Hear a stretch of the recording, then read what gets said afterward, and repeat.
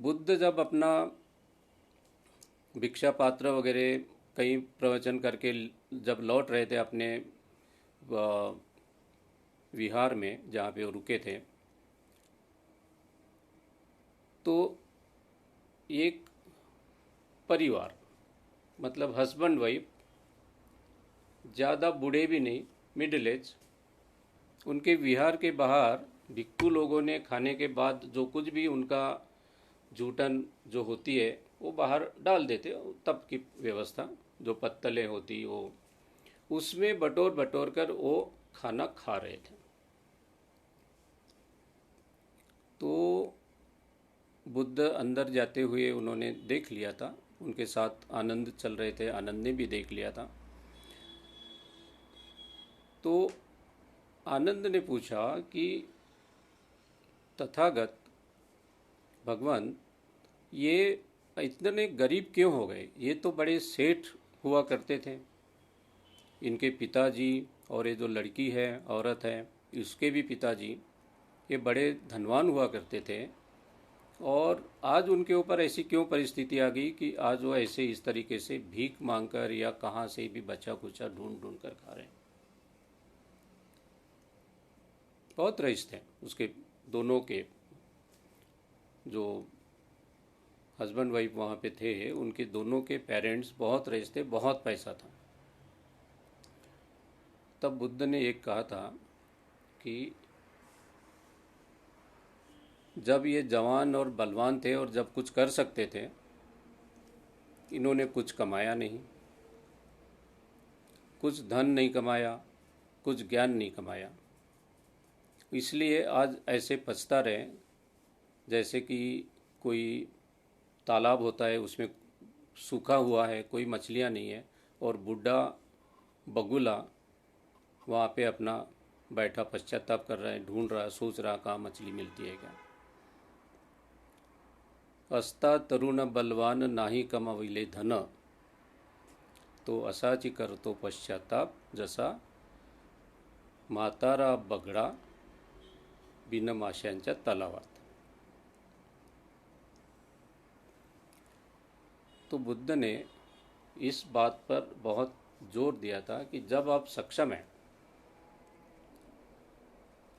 जवान है, आपके शक्ति है आपके इसमें शरीर में, और आप कर सकते मेहनत, तो आपने तब मेहनत करके धन कमा लेना चाहिए, ताकि बुढ़ापे में आपको पश्चाताप नहीं करना पड़े।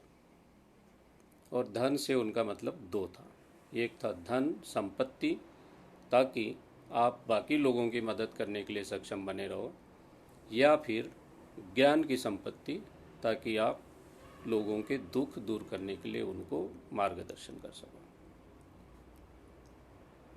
अगर आज उस हस्बैंड वाइफ की तुलना अगर आज के गरीब लोगों से करें, तो बात वही हो जाती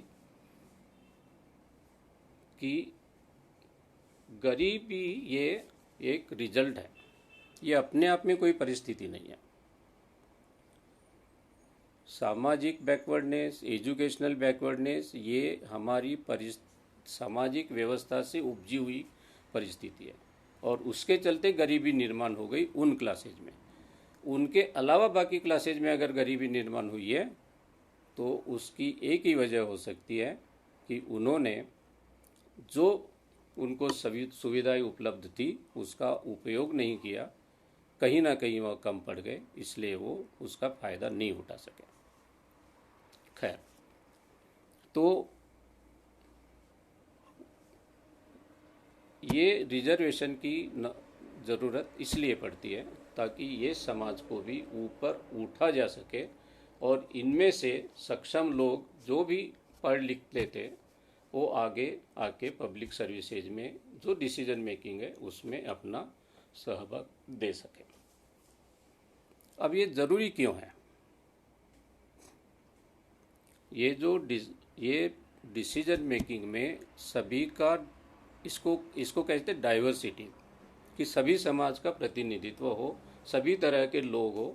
अगर कलर के ऊपर अगर देखें तो ब्लैक, वाइट, येलो, जो भी कलर के लोग हैं वो बने, जैसा कि अमेरिका में एफर्मेटिव एक्शंस के लिए माना गया।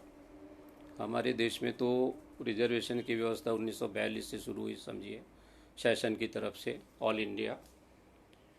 अमेरिका में नहीं थी। ये अफर्मेटिव एक्शंस का जो कंसेप्ट है ये अमेरिका तक जैसे देशों को भी मानना पड़ा, और अमेरिका में 1960 से अफ्रीकन अमेरिकन या नेटिव अमेरिकन या बाकी एथनिक माइनॉरिटीज़ के लिए रिजर्वेशंस की, अफर्मेटिव एक्शंस की व्यवस्था स्वीकार की गई है। यूरोप के कई देशों में ये रिजर्वेशन की व्यवस्था, ये केवल हमारे देश में है ऐसी बात नहीं है, ये बाकी देशों में भी है। एक इसका कैसा इम्पैक्ट होता है समाज पर, इसको हम थोड़ा सा देखेंगे। कुछ साल पहले 2005 में वगैरह एक इकोनॉमिक नोबेल प्राइज मिला था। उन्होंने एक थ्योरी रखी थी, जिनको मिला था जॉर्ज एकरलॉफ थे, जोसेफ स्टिग्लिज और माइकल स्पेंस करके। उनकी थ्योरी थी थ्योरी ऑफ असिमेट्रिक इंफॉर्मेशन।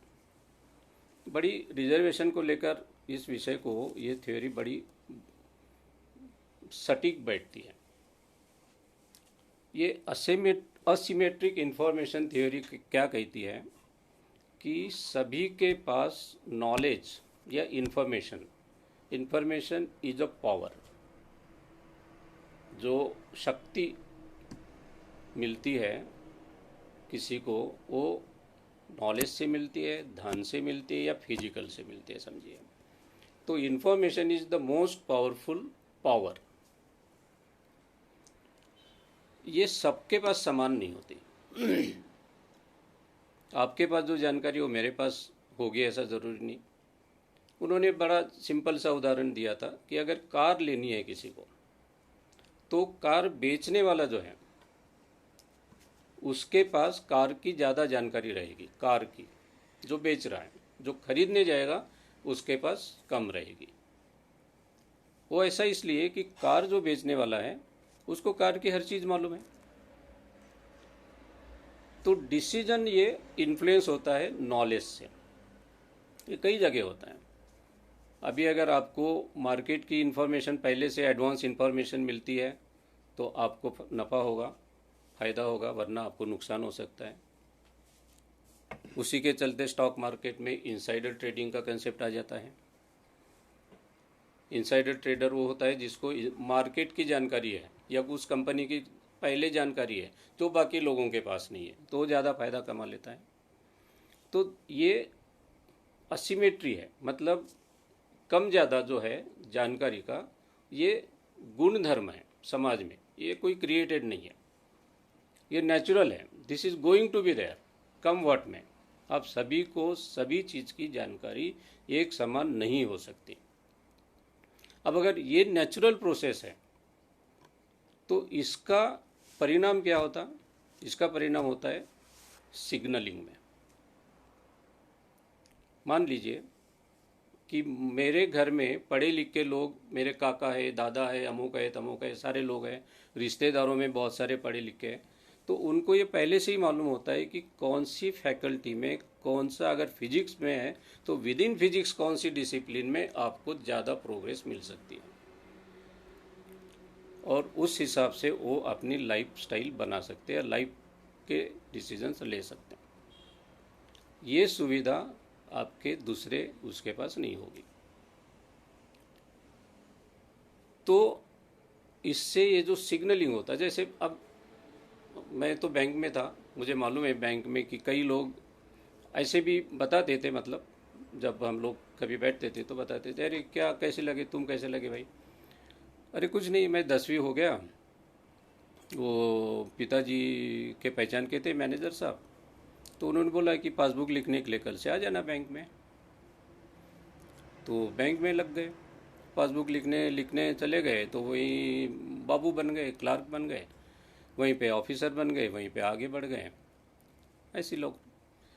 तो ये आप सभी को संभव है क्या? नहीं है। ये पहचान, ये इट क्रिएट्स कनेक्शन, सिग्नल कि अरे मेरे घर में मेरा बेटा 10th पास हो गया, सो ही सिग्नल्स दैट। वो सिग्नल होता है तो सामने वाले कहीं मिल जाता तो जॉब मिल जाती। तो ये सिग्नलिंग हो जाता। और ये प्राइवेट सेक्टर में इसीलिए कोई विशिष्ट समाज के लोग कोई गए ही नहीं आज तक, क्योंकि उनमें उनको कोई पहुंच ही नहीं है। सो दैट नेटवर्किंग ये इस थ्योरी के हिसाब से मिसिंग है। और ऐसा होने से ये डिस्पैरिटीज बढ़ती रहती है समाज में। ये जो खाई है, ये एक तो सही जानकारी सबके पास नहीं हो सकती। जिनके पास जानकारी वो एक दूसरे को सिग्नल नेटवर्क का इस्तेमाल करके वो लोग आगे बढ़ सकते हैं, बाकी लोग नहीं बढ़ सकते। फिर ऐसी हालत में क्या होना चाहिए, ये थ्योरी कहती है कि गवर्नमेंट इंटरवेंशन ज़रूरी है। उन लोगों के हित क्या कह सकते हैं, उनके हित प्रोटेक्ट करने के लिए गवर्नमेंट इंटरवेंशन ज़रूरी है। और उनके हितों की रक्षा के लिए गवर्नमेंट इंटरवेंशन के माध्यम से उनके हित प्रोटेक्ट हो सकते, उनको भी इक्वल अपॉर्चुनिटी मिलनी चाहिए। फिर गवर्नमेंट इंटरवेंशन चाहिए मतलब क्या चाहिए कि गवर्नमेंट उनके लिए रिजर्वेशंस करे, कोई कानून ऐसे बनाए कि इनके भी हित सुरक्षित रहे और इनको भी इनका हक मिलता रहे। रिजर्वेशन की जो पॉलिसी है वो सभी समाज के लोग साथ साथ तरक्की कर सके जहाँ तक बने, इसके लिए रिजर्वेशन की ये प्रतिनिधि के तौर पे ये व्यवस्था की जाती है। अब इसके विरोध में बड़ी चर्चाएं चल रही। एक तो बड़ा एक आंदोलन सही खड़ा हो गया था बीच में, पता नहीं लॉकडाउन की वजह से बंद होगा, बाद में शायद आ जाए। Save merit save nation. Save merit save nation में कुल मिलाकर रहता कि आरक्षण नहीं देना चाहिए। आरक्षण नहीं इसलिए मेरिट सफ़र हो रहा है। मेरिट का सफ़र होना ठीक नहीं है। ये क्या बात हो गई कि 90% वाला लड़का उसको नंबर ना लगे कोई कॉलेज में और उससे कम वाले को लग जाए। वो तो कहते 40% वाला, 40% वाले का तो नहीं लगता होगा, लगता भी होगा तो कोई उसमें वो होनी नहीं चाहिए दिक्कत कि मेरिट मार खाता। इसलिए मेरिट को अगर बचाना है तो राष्ट्र को अगर बचाना है तो मेरिट को बचाइए, और मेरिट को बचाना है तो आरक्षण खत्म करें या फिर आर्थिक आधार पर इसको दिया जाना चाहिए। अब मेरिट क्या है, मेरिट क्या हो सकता है? अगर हम ये कहें कि मैं बैंक में था, मैं अपना एक उदाहरण दूंगा कि अगर मुझे कोई डिसीजन लेना है, लोन प्रोसेस करना है, लोन के लिए किसी का 10 करोड़ लोन के लिए कोई प्रपोजल आ गया है, अच्छी कंपनी है, ये है। मेरिट दो तरह के हैं।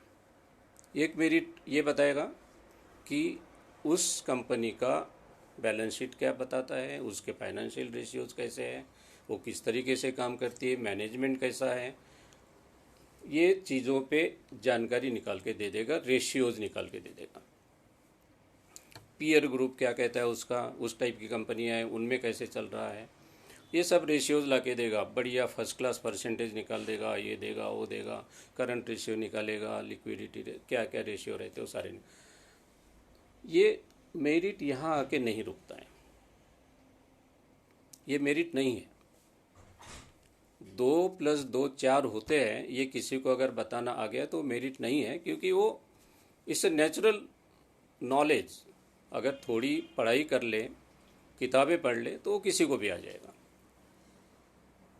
मेरिट वो कहलाएगा जब वो सारे फार्मूला और जो भी उसका आया है निचोड़ आपके सामने, तो आप उस पर डिसीजन लेंगे।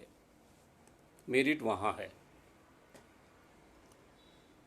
अगर कोरोना का मामला देखा जाए तो कोरोना ये बीमारी स्पर्श से या कांटेक्ट से फैलती है, इसलिए कांटेक्ट अगर ना हो, इसको फैलने से रोकना है तो कम से कम कांटेक्ट हो लोगों का और वो दूर दूर रहें, ये उसका उपाय है। लेकिन यहाँ मेरिट नहीं हुई, ये तो कोई भी बता लेगा। ये बताने वाला अगर मेरिट है बोलेंगे तो मुश्किल है। That is not a merit.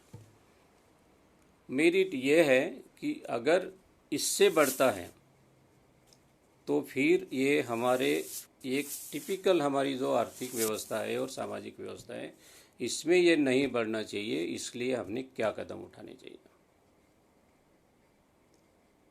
वो कदम ऐसे हो जो कम से कम लोगों को तकलीफ हो और ज़्यादा से ज़्यादा प्रभावी हो। मेरिट वहाँ आएगा। और ये मेरिट आपको किताबों में नहीं मिलता। आपकी परीक्षा के रिजल्ट में ये मेरिट नहीं होता। ये मेरिट होता आपकी समाज की अंडरस्टैंडिंग से, कॉमन सेंस से, स्ट्रीट स्मार्टनेस से। स्ट्रीट स्मार्टनेस से अगर मेरिट फार्मूला और घोकंग पट्टी जिसको कहते हैं उसके और परसेंटेज पे होता तो आज हमारी इतनी इंडस्ट्रीज एनपीए नहीं होती शायद, क्योंकि मेरे वहाँ तो कोई नहीं ना रिजर्वेशन वाला, वहाँ रिजर्वेशन वाला कोई नहीं है। तो मेरिट ये रिलेटिव टर्म है, ब्रेजन टर्म है, ब्रेजन। अगर एजुकेशनल परसेंटेज के बेसिस पे अगर एजुकेशन होना चाहिए ये अगर है तो फिर वो परसेंटेज जो एग्ज़ाम में आते हैं उसको मॉडरेट करना पड़ता है। मॉडरेट इसलिए करना पड़ेगा कि पेपर तो सेम था लेकिन पेपर देने वाला सेम नहीं था, आंसर लिखने वाला। आंसर लिखने वाले की परिस्थितियाँ अलग अलग हो सकती है, उसका टीचिंग स्टैंडर्ड अलग हो सकता है, उसकी सराउंडिंग्स अलग हो सकती है। उस हालत में उसका परसेंटेज हो सकता है कि कम आ गया हो। इसका मतलब ये नहीं कि वो काबिल नहीं होगा। और अगर परसेंटेज के बेसिस पे ही मेरिट वाली बात आती तो फिर बीच में तो कहीं खबर थी कि 0 मार्क्स वाले को भी कैपिटेशन फ़ी देकर मेडिकल में परमिशन मिल गई थी। तो फिर कैसा?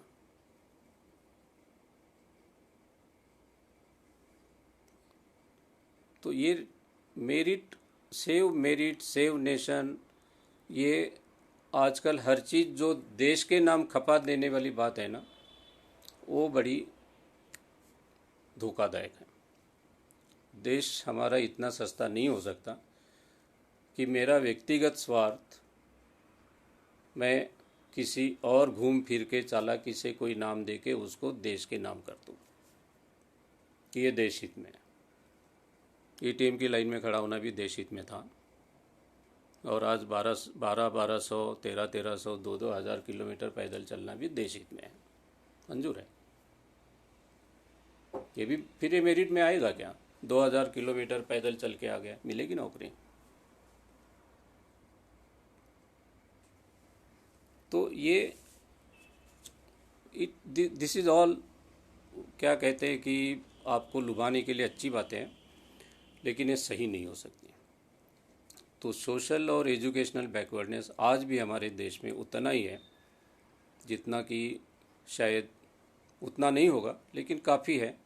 और इसे अगर दूर नहीं किया गया तो सामाजिक न्याय जो शायद पहले व्यवस्था हम वापस शायद उसी तरफ लौट के जाएंगे, ऐसा हो जाएगा।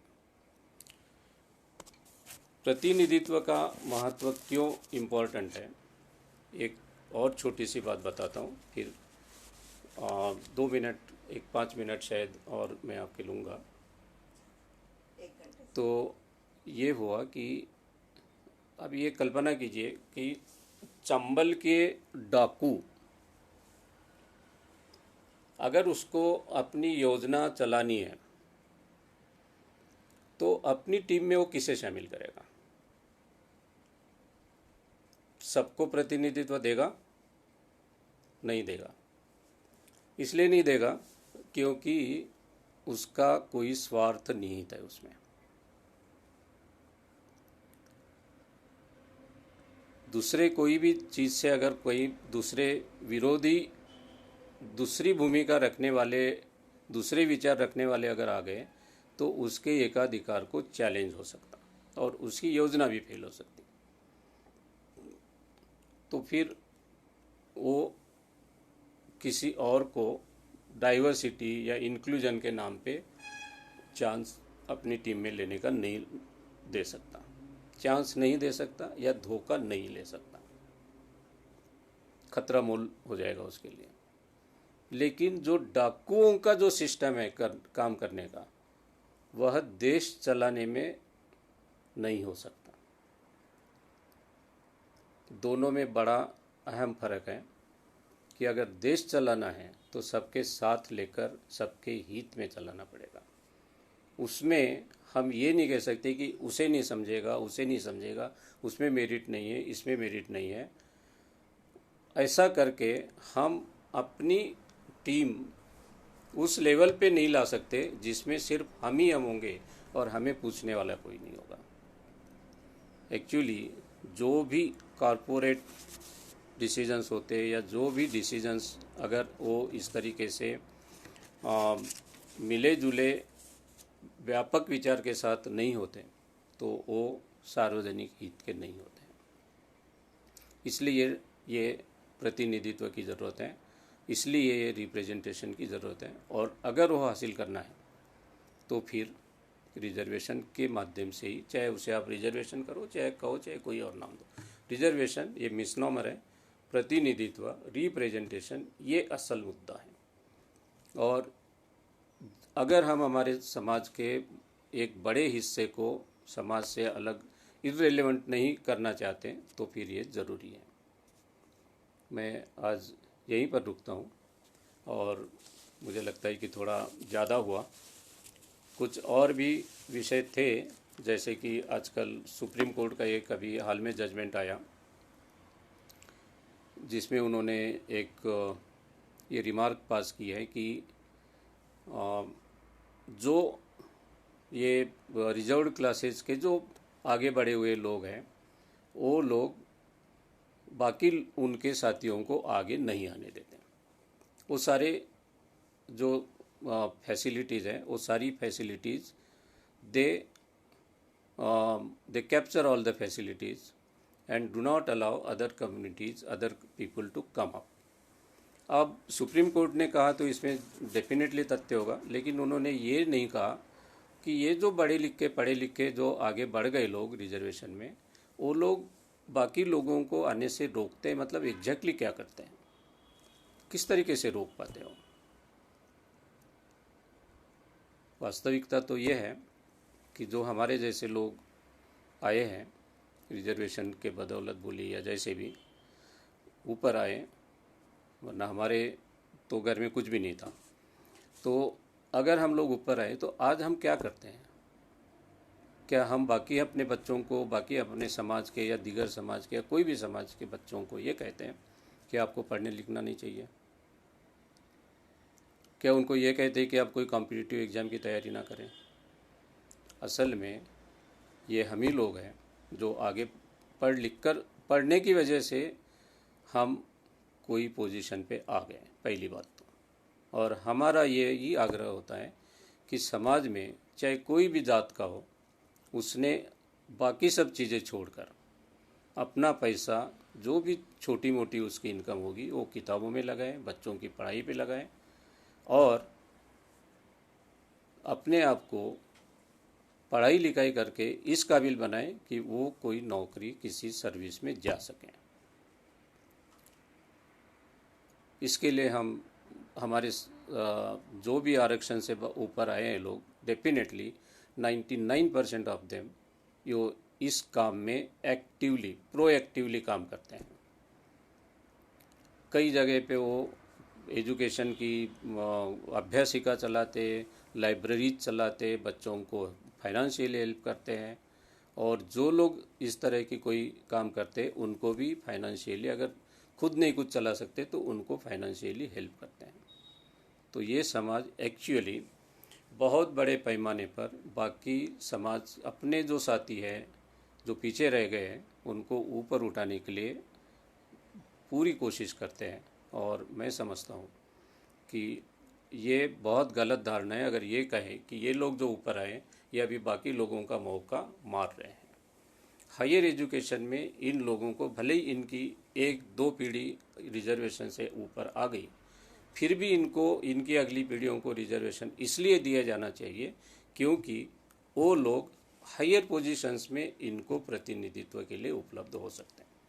They are not competing for lower posts, they will be competing with normal general categories for higher posts. तो हायर पोस्ट में आज की स्थिति में जो रिजर्वेशन, जो प्रतिनिधित्व बिल्कुल भी ना के बराबर है, उसे अगर दूर करना है तो भले ही एक दो पीढ़ियों तक रिजर्वेशन, भले ही उनके घर में किसी के घर में मिला हो, उसके फैमिली में और भी रिजर्वेशन इसलिए दिया जाना चाहिए, इसलिए नहीं रोकना चाहिए कि हाँ आपको एक जनरेशन तक मिल गया, अभी नहीं मिलेगा। ये कहना गलत होगा, क्योंकि सरकार को अगर ऊपर वाली पोजीशंस पे अच्छे लोग चाहिए तो उनकी 2-3 पढ़ी लिखी पीढ़ियाँ पीछे होगी तो उनको आगे अच्छे मैच्योर लोग मिल सकेंगे।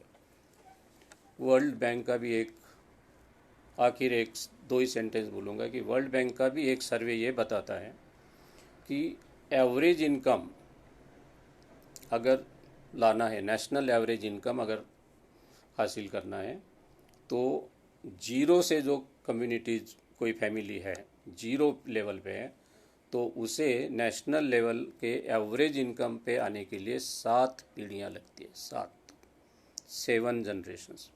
अगर रिजर्वेशन से गरीबी दूर होती और वो नेशनल एवरेज पे आनी चाहिए ऐसा माना जाए, तो उसके लिए भी 7 पीढ़ियों तक उनको रिजर्वेशन की ज़रूरत पड़ सकती है। लेकिन गरीबी दूर करने के लिए रिजर्वेशन की ज़रूरत नहीं है। उनका हमारे पब्लिक सर्विसेज में, हमारे डिसीजन मेकिंग में हिस्सेदारी हो, भागीदारी हो, उनका प्रतिनिधित्व हो, इसके लिए रिजर्वेशन की ज़रूरत है। और वो सरकार सोच समझकर उसके ऊपर निर्णय करे। कोर्ट्स भी ऑफ द कफ रिमार्क्स करने के बजाय ये बेहतर होगा कि वह डेटा मंगाए, जानकारी लें, कमीशंस बिठवाएं और फिर इस आरक्षण के ऊपर कोई टिप्पणी करें। मैं आपका बहुत आभारी हूँ कि आपने मुझे ध्यान से सुना। नमस्कार, थैंक यू।